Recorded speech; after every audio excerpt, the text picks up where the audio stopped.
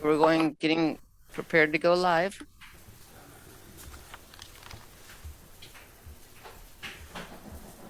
We're live. Good morning, everybody. Welcome to Wake Up with Toastmasters.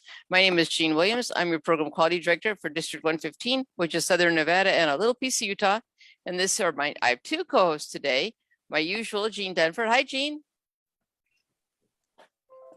And Anita Del Croce. How are you, Anita?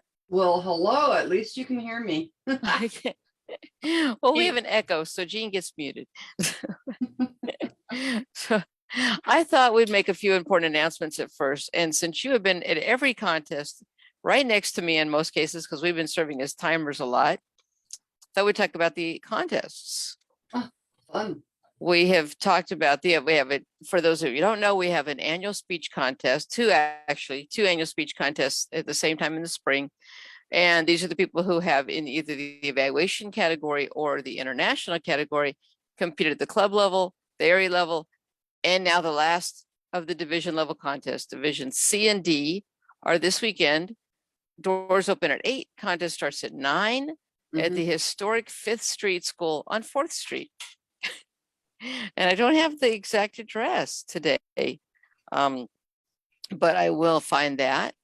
Then we also will have on the very end of the contest season for our district will be May 14th at the Hampton Inn on Dean Martin Boulevard, just off of Tropicana. We will have our district conference, and the conference will include the very last leg of the contest for our district. So the evaluation folks will cap out right there at the district, and that'll be the winner. The international candidates will go forward, and I'm sure one of ours, because we have some great speeches, will end up on the world stage. So I'm excited about that because you've heard the speeches, haven't you? Heard some fabulous speeches. Oh, absolutely outstanding speeches.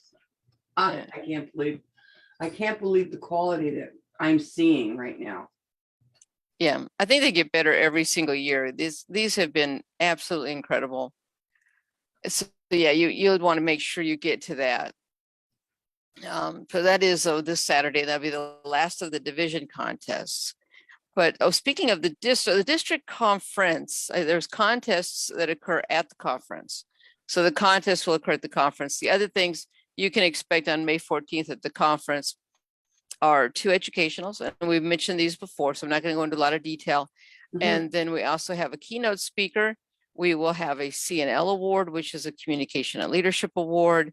We'll be presenting a memorial award, and we will have, some other things recognizing our new distinguished Toastmasters, a banner parade, all sorts of things like that. But we do realize we have members out of area who can't make it to the conference. So we are now excited to announce that we are offering a streaming package that you can purchase to attend as well. And that will include a live streaming of both contests, both educationals, the keynote speech, and my furry child is into things. But it will include the both educationals, both contests, the keynote speech, and the CNL award and the memorial award. All of that will be included for a $25 fee. So, or $25 admittance, and that will let anybody from out of area, or if you're in area and just can't make it for whatever reason, you can still enjoy everything that you'd see in person. You won't get the banner parade and things like that, but you'll still get quite a lot of the conference, and you'll certainly be well worth it. So I'm excited about that. Yeah, and this is the contest, the weekend that we will hear who our international speakers winners are that will go forward then to the international stage. Yeah, and it's tough because the competition, the club level competition, you're competing with your club, but the area gets a little tougher and the division gets tougher, and it's I'm glad I don't want to judge this one. We have fabulous contestants, and I'm looking forward to, I'm sure that of the ones we've seen so far, and I'm sure the ones we'll see on Saturday, those are the division levels. They'll all compete at the conference. I think we will be a force to be reckoned with. I'm sure that we will be on the world stage because we have some fabulous speakers, any one of them. So I'm looking forward to seeing who that ends up being. Yeah, that's going to be exciting. It is exciting. Hmm. And then I was looking for the dates of our TLI, and I'm not finding them right now, which is not good because I have them on a sheet of paper and I don't have that paper in front of me. So that is, that's not good right now, but I will look for those as we go along. The other announcement we were going to make is, there was another one we talked about. Anita, what was the other announcement we made that we were talking about? Oh, you mentioned the memorial. Mm-hmm. Oh dear, my mind went blank right then. Well, Jean did mention that we are actually, we're very lucky that we're the Palo Verde High School Junior Air Force ROTC is going to present the colors to open up the entire morning. Mhm. I think that'll be really pretty. I think that'll be, very, it's very moving. And then one of the young people will sing the Pledge of Allegiance. Oh, great. That's a nice addition. Yeah. So there was a time when I never said young people when I talked about high school kids. That's Probably when we were in high school.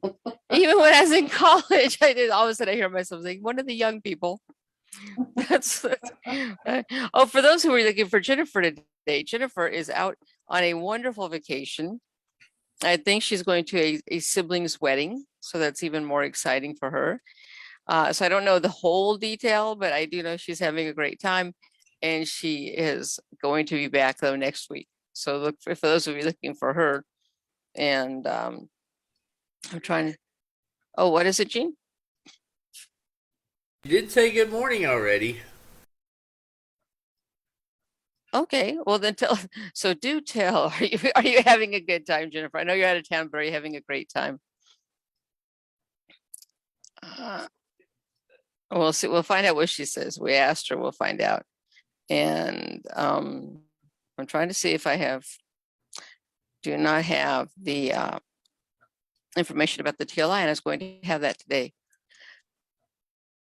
Well, we will, but we are having, and this will be in June.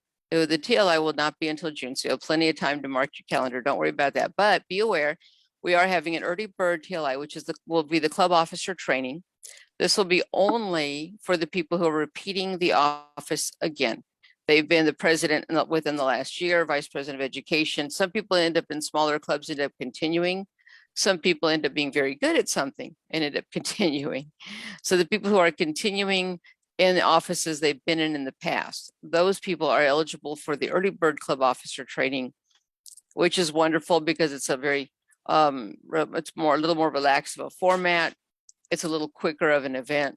And that will be the first thing you will see for club officer training. Then you will see the dates of the income of the upcoming TLIs, which will be all the club officer training plus an educational.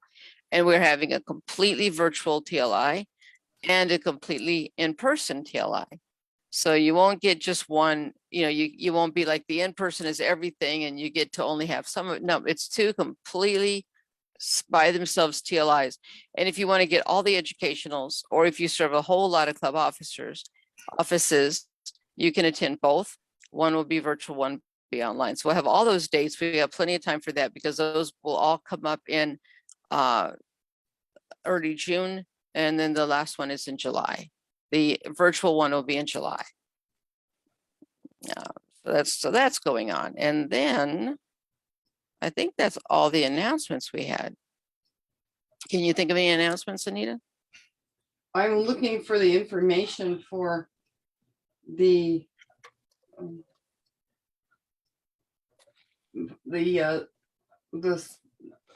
historic school that we're going to. And historic Fifth Street School. It's on 4th Street. On 4th Street, yes. Don't forget it's on 4th Street. On 4th Street, which is funny in and of itself. I don't know if they if the post office changed the address or location, or if they changed the physical location from the 5th Street to the 4th Street. I haven't been there yet, but my suspicion is that the entrance was on one side of the building and now it's on the other side of the building. That would make sense, but that would make sense. That doesn't mean that's what's happened, but that would make sense. Yeah, it's just funny to announce it the way we have to announce it. Mm. 5th Street on 4th Street. And the parking's on 3rd Street. Oh, No. stop it. Just stop it, Jean. Well, I kept wondering, since the title is the historic 5th Street School, what was it named before? Like 4th Street Elementary? And someone said, oh, but there's an historic 4th Street school in another neighborhood. No, I've heard it's a beautiful facility. I'm looking forward, and they have donated the use of it to us. So thank you very much. We're not making fun of it. We're just the irony of the address. So we do want to find out. I'm looking forward to seeing it. I imagine it's like the old school I went to when I was in 4th grade, where it had all the original work. I think it had the original lockers. I don't even know what, but had these little wooden lockers, which were really little cubby holes. I think you just had to trust nobody was going to take your stuff, and it was really quite interesting. So I'm sure it's going to be something beautiful like that with all the woodwork and everything. So I'm looking forward to seeing it. Well, it is on 400 something. But yeah, so if you see that, Jean might see. Well, Jennifer might be texting it to us by now anyway. So Jean will watch the Facebook. So Anita and I were talking yesterday.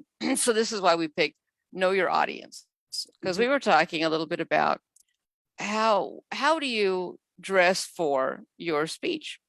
So because it came up because in our contest, some people come dressed very casual, and other people come, the men come in a suit, women in a dress. It just seems it's all over the board for the contests. So we were talking about what would we wear if we were competing in the contest, and I have not mentioned. So I kept thinking about that. I thought, well, when I competed, my tall tale was about being widowed. So I was, of course, wearing a black dress, black shoes, just all decked out in black because it was a tall tale, and I was in character of the widow at a funeral. So therefore, it made sense. It was kind of a no-brainer what I was going to wear. Other tall tales, I've seen it where the person plays a Texan wearing blue jeans and a t-shirt, a Texan Western shirt and a cowboy hat. So tall tales are kind of all bets are off because you're dressing for the speech, not for the audience. But international, if you were competing in the international contest, what would you wear? Myself, I would wear something very appropriate, something looking very professional. And depending on the caliber of my speech, I would personally avoid high heels, because walking across the stage on high heels, trying to do a presentation, when your adrenaline is pumping like mad, I wouldn't feel personally comfortable in high heels, because I would probably trip, and there goes the end of my presentation. I would be speaking to the boards on the floor. Well, you see, now you did mention something. It kind of brings up a discussion. Comfortable, because you're right. I am not one of those graceful, beautiful women that can wear high heels and just look like I'm floating across the stage. I would be having to have a stair rail or something. So yeah, I'd probably be wearing like little wedge heels or something. But then it brings up the question of, especially for women, if you're wearing a dress and you don't feel comfortable in a dress, and that's all you're thinking of is how you don't look good or you don't feel good wearing that, then wear slacks or a blouse or something.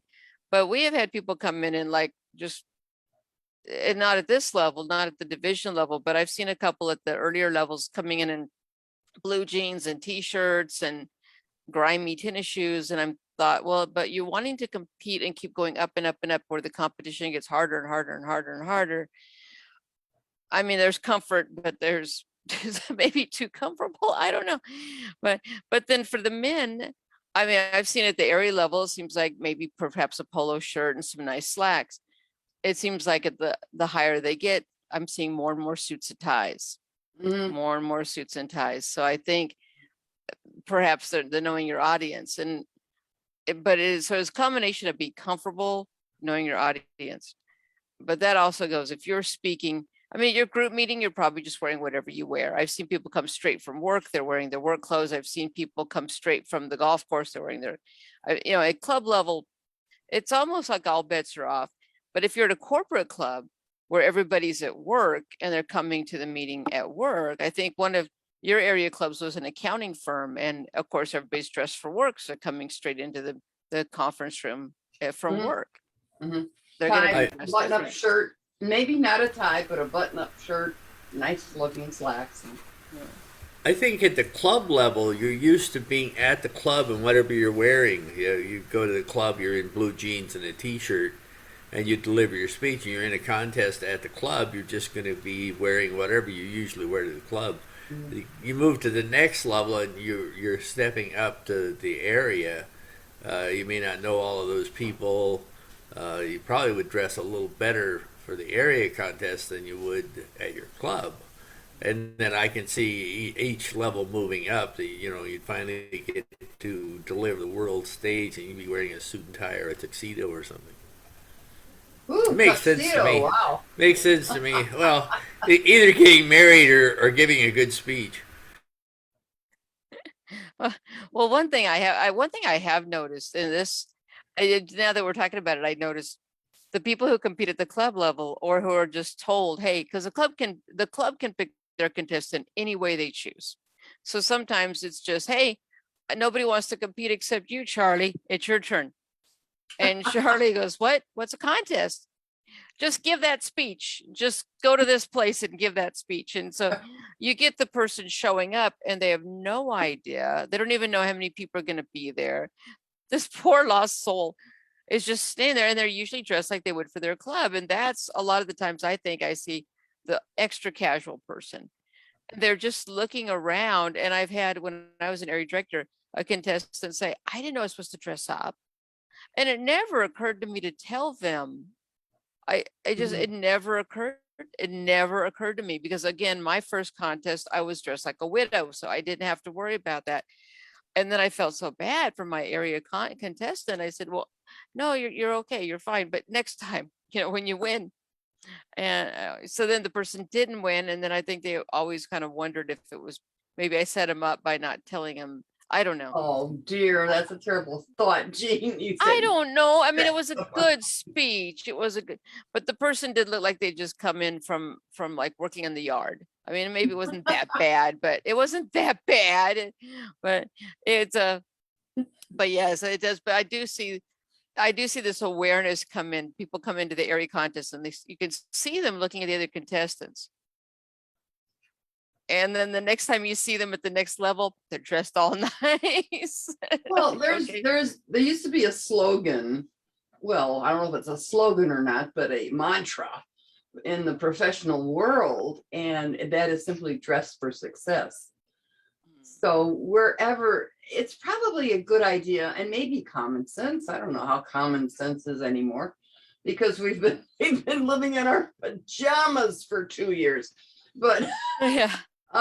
Well, see, I think that's part of it. Well, the other, I thought you were going to say, you never get a second chance to make a first impression, well, which that's is another one also. yeah. But yeah, but I think a part of it is you're right. We've been, it's like kind of Gene always jokes with people who when we're trying to get a guest and they'll say, oh, it's so early. And Gene's slogan, he kind of says to them, it's okay. Just comb the front of your hair and put on a shirt and you'll be fine. And it's funny he said that because one of the other ladies I was talking to, she said, wow, when we get off Zoom, I'll actually have to comb the back of my hair. And I started laughing. Of course, I laughed. And she says, I don't know how kidding I am. And then the other thing she said, I just thought was so funny. She said, I never thought this was about this is about a year and a half into the pandemic. And she said, how did she say about the combing the back of her hair? And she said, if you had asked me 2 years ago if I planned on putting up makeup so I could sit on in the house, I would have said no. And she goes, now I'm putting on makeup so I can sit in the house. No, so yeah, so yeah, things. I think those kind of things have changed. I think we just not really. If you only see this much of somebody, you don't really know what they're wearing. Right. And you do, but you don't really. You don't know. Like you don't know if right now I'm wearing a pantsuit, a dress, or jeans or whatever, and so then all of a sudden you're going in person and you're seeing these people. Oh, wait, they're all wearing nicer pants than I am. Well, the other thing too with Zoom, most often we're sitting down, most often. So nobody sees, it's like, it would be like going to your office and only seeing your boss sitting at his desk and he's really wearing his pajama bottoms, but you don't know that because you can't see him you can't see the bottom half of him. But it has been more casual in our dress over the last couple of years. And it's like, oh, ding, ding, ding, in person. That means I actually have to stand up to give a speech now, which we do promote even on Zoom. Please stand up to give your speech. You'll have more energy and you'll be able to put your message across with a little more conviction. And that has something to do with it also. The fact that, oh, now I have to stand up and people will see my entire body. So you'll have to wear now something that people are going to be viewing from top to bottom. And it's something we don't think of because we've been so casual the last couple of years. And it's fine because that's where we've been, but we're evolving back. Evolving back, is that such a reverting has a negative connotation though. No, reverting means to relive or to bring forward again. Oh, there we go. We're reverting back to our professional ways. Yes, we're reverting to a little more sophisticated civil society. We'll put our pinky out. I think we have an internet issue with the banner, so I might just take it down. Oh, okay. It's been flashing. Maybe if it flashes again, we'll bring it down because otherwise it's real distracting. All of a sudden, I'm like, what is that? But I think though. It was my new attempt at making a neon sign. Oh. That's funny. Yeah, we just can't get a good intern. We're gonna work on it, but we're working on it. But I think though, as far as knowing your audience, though, I think it goes to asking if you were going to be not a public speaker necessarily, but maybe give a speech. If you were at your work and your boss said to you, "Oh, a bunch of upper management is coming in from out of town. I want you to give a speech." You typically would err on the side of caution and be dressed very nice because you wouldn't want to walk in front of you, looking like you came in from yard work, especially if it's the upper management and you're looking at maybe, having a career, furthering your career, something like that. But other times though, I've seen it happen. I mean, when the job I had, we went out and to people's homes and they were expecting us. They knew we were coming, but we would be told, dress appropriately. Well, one of the gentlemen, his territory was farm. So he talked about needing to get a new pair of boots and a new pair of blue jeans. And at first no, because in the same room was someone who had almost all accounting firms that he worked with. An attorneys and accounting firm. So of course he has a shirt and tie, real nice suit, a suit jacket, real nice shoes, the whole thing. And here's the other one going, I need to get another pair of boots.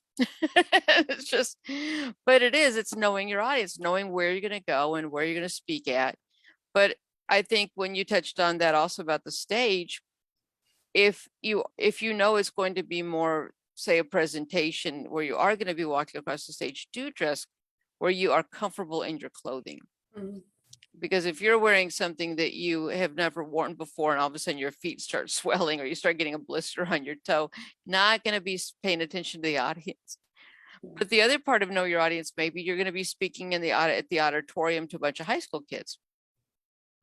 I mean, I wouldn't say, please don't try to dress like a high school child. If you're more than 10 years out of high school, don't dress like a high school child. Just don't, people. I'm giving you a public service announcement here. Don't do Yeah, there's always that one. My people can't even tell my daughter and I apart. They think we're sisters. No, they don't. They're just being nice to you. They don't. Sorry, they don't. I'm gonna have all these people putting nasty stuff in the chat. Yes, they do. They think I look like my daughter. You know? Come on, come on now. Now put it in a realistic stage. If you were going to a dog or a cat show, you would not dress like your dog. That's true. true. You would avoid that. So let's keep this in the proper vein here. You mean I don't need a poodle skirt? No, you don't need a poodle skirt. I don't even think you need a felt skirt with a poodle design on it. Oh man. But it comes back. So other than dress though, I think the other part of know your audience is how you speak. Because if you are speaking to a group of at-risk high school kids and you're trying to tell them stay in school and your message is stay in school, and it's not, you can get a trade or you can become a professional or you can go to college, whatever it is, work forward, and you're talking to your high school kids, you would not at that moment put on your $2 vocabulary, your dollar a word vocabulary and try to talk above their head. It wouldn't do them any, it'll just make them think you're a jerk, and no one's going to listen to your message. And the reason you're speaking to any audience is to be heard. I mean, you speak to a group of young people each week. You lead a group of young people. Do you find that the way you speak to them is different than the way you would speak to a Toastmaster group? Well, yes, because they're not at a level that they're going to pay attention. So that's the whole point. You said you're speaking, you want to be heard, but you want them to be able to listen and understand you. And that's the modus operandi of most speakers. Even now in the professional world or contest, you might want to throw out a $20 word. Explain that word as you go, because if people lose you in the process of your vocabulary, they're going to lose interest in what you're saying. Because they're like, oh, I don't know what he's talking about. I don't know what she's talking about. So you can use a highfalutin word, like, I don't know, is highfalutin a word? But you can use a highfalutin word and elevate yourself. You think you're sounding really great, but someone doesn't know what highfalutin means. You better explain it in the process of your using jargon. That's the big thing. Using something that's only identifiable to a very small group of people. And then other people don't know what you're talking about, because now you're using alphabet instead of words. Well, you bring up a good point, because even if I were speaking, I have found people assume, well, I'm in a group of Toastmasters, I can use, TLI, and I can say DTM and all these things. And then they go and they're speaking and 75% of the audience knows exactly what they mean. Then every now and then you catch that one person. What's TLI? Yeah. What's TLI? What is, and of course now they're interrupting 2 people, 3 people, 4 people to try to understand what you mean. And all you would have had to do is say, well, we do have every year TLI, Toastmaster Leadership Institute, as you well know. And then you can go on. And that way the people who do well know it can go, oh, of course I do. And the people who don't know it can go, oh, of course I do know it. I know it. Of course I do. So yeah, but the other part of it is that even if you're in a company and you're assuming everybody uses the same jargon, and they don't. Because if I'm over in the accounting department, I might use AR, meaning accounts receivable, and someone else could in the magazine department it could be artistic rendition, so you can't say, oh, just let's all look at our ARs, and you have the people like, well, I left my portfolio at my desk, and the other people like, well, no, that's who owes us money. So it's I think it's even in a corporate setting for the same company, it's good. Gene has one story where he talked about people going off to training. I was doing training at one of our casino clubs, and it was an accounting group from the casino, and they were all going to the same training class. There's like 25 people in the club, and they all get up, and it's like their first speech, like icebreaker speech, and each one of them are telling about their day in class. and it's basically the same story from 5 different points of view. It's totally hilarious because you would, from what you hear at the meeting, you would think they went to 5 different classes.